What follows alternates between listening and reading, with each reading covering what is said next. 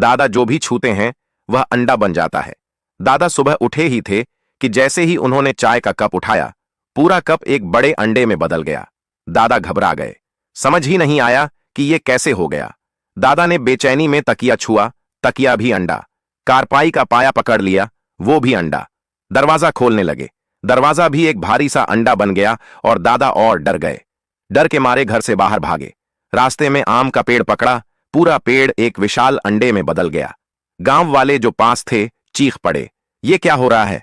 कुछ ही मिनटों में पूरे गांव में बात फैल गई।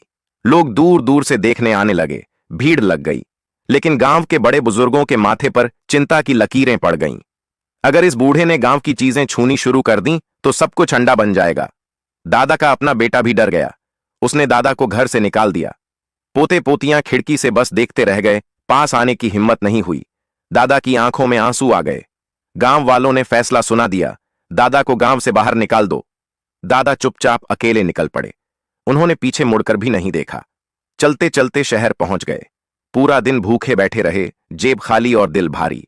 तभी उन्होंने देखा एक गरीब दादी दुकान के बाहर खड़ी थी।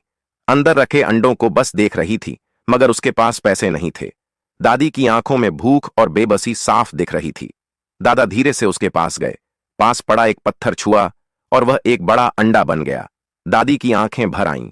उसने बहुत दिनों बाद पेट भरकर अंडा खाया और दादा को दुआएं देने लगी। उसी पल दादा के दिमाग में एक विचार आया।